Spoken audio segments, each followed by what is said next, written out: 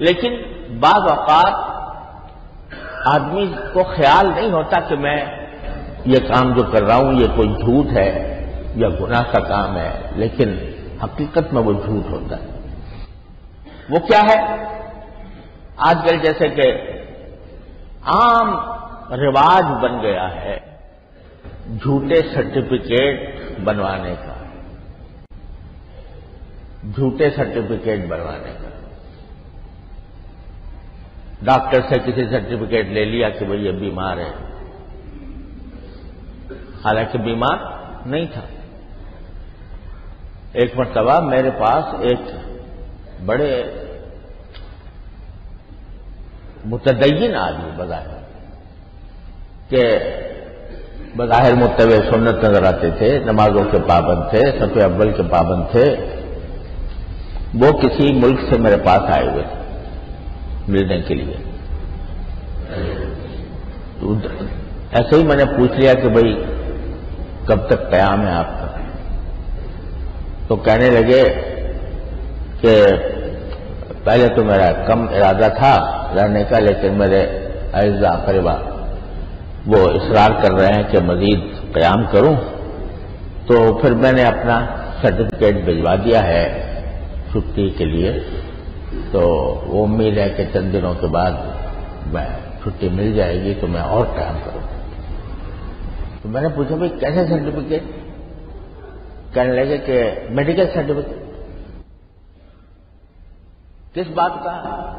کہ میں بیمار ہوں لہذا میری چھٹی میں اضافہ کیا۔ اس طرح انہوں نے کہہ دیا جیسے کوئی بات ہی نہیں ہوئی۔ تو میں نے کہا بھائی یہ آپ نے جو بھیجا سرٹیفکیٹ یا حاصل کیا یہ جائز تھا آپ کے لیے؟ کہنے اس کے بغیر چھٹی نہیں ملتی۔ چھٹی نہیں ملتی تو اس کے نتیجے میں آپ جھوٹا سرٹیفکیٹ بنوائیں۔ تو میں نے پھر ان سے عرض کیا بڑی نرمی کے ساتھ، میں نے کہا بھائی یہ جو آپ نے میڈیکل سرٹیفکیٹ بنوایا دیکھو اس کے اندر کتنے سارے گناہ شامل ہو۔ ایک تو جھوٹ، وہ تو ہے ہی گناہ، پھر جس سے بنوایا اس کو جھوٹ میں مبتلا کیا، اور عام طور سے جو میڈیکل سرٹیفکیٹ بنائے گا یا جھوٹا سرٹیفکیٹ بنائے گا وہ خود للہ فی اللہ تو بناتا نہیں کہ بھائی اللہ میاں کو راضی کرنا ہے لہذا بنا دوں، وہ کچھ نہ کچھ اس کا معاوضہ طلب کرتا ہے۔ تو رشوت، اور پھر یہ تین گناہ ہوئے، خود جھوٹ بولا، دوسرے کو جھوٹ بولنے پر آمادہ کیا، اور اس کو رشوت دی، اور پھر یہ کہ چونکہ جھوٹی رخصت حاصل کی ہے لہذا حقیقت میں وہ غیر حاضری ہوئی، اپنے فرائض سے غیر حاضری ہوئی، اس غیر حاضری کا گناہ الگ، اور اس کی اگر اس چھٹی کی وجہ سے جو آپ کو ان دنوں کی تنخواہ ملی وہ تنخواہ حرام۔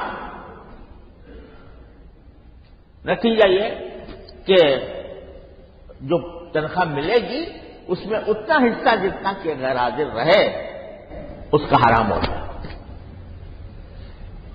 تو اتنے سارے گناہوں کا مجموعہ ہے، تو وہ ان کے حق کا بکا رہ گئے، یعنی بالکل وہ سمجھ رہے تھے کہ یہ تو کوئی مسئلہ ہی نہیں تھا، لیکن تھے مخلص آدمی تو انہوں نے کہا جی میں آج سے توبہ کرتا ہوں، آئندہ ایسی حرکت نہیں کروں۔ تو یہ کتنے ہمارے معاشرے کے اندر یہ فساد جو پھیلا ہوا ہے، جھوٹے بل بنوا لینا، تجارت کے اندر جھوٹے بل بنوا لینا، پیسے کم کی خریداری ہوئی ہے لیکن اس سے کہہ دیا بھائی زیادہ کی بنوا دو تاکہ میں جہاں سے مجھے وصول کرنا ہے وہ میں وصول کر لوں، جھوٹا سرٹیفکیٹ جھوٹا بل بنوا دیا۔ عام ہو گئی ہے یہ بات تجارتوں میں، بعض جگہ مجبوری ہو جاتی ہے، اس میں کوئی شک نہیں ہے، بعض ہمارا نظام اتنا خراب ہے کہ اس کی وجہ سے بعض اوقات مجبور ہو جاتا ہے بندہ، تو اس میں بھی یہ بات یاد رکھیں کہ اگر کسی جگہ اپنے آپ کو ظلم سے بچانے کے لیے کوئی آدمی، جس کو کہتے ہیں کہ انڈر انوائسنگ کرنا، کہ بل جو ہے وہ اصل میں زیادہ کا تھا، کم بنوایا، تو ظلم سے بچنے کے لیے اس کی گنجائش ہے، لیکن کم تھی اصل قیمت اور زیادہ بل بنوا لیا، یہ کسی صورت ہے جائز نہیں ہے، کسی بھی صورت یہ حرام ہے قطعا۔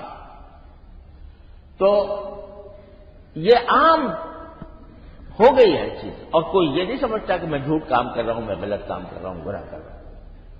ایک آدمی اگر کوئی غلط کام کرے یا گناہ کرے اور دل میں شرمندہ بھی ہو کہ بھئی مجھ سے یہ کام غلط ہو گیا، اس پر ہو سکتا ہے اس کے استغفار کی توفیق ہو جائے، توبہ کی توفیق ہو جائے، لیکن جس چیز کو آدمی جھوٹ سمجھتا ہی نہیں اور بے دریغ کام کر رہا ہے، تو یہ تو اللہ بچائے یہ چوری اور سینہ زوری ہے جو انتہائی خطرناک بات ہے۔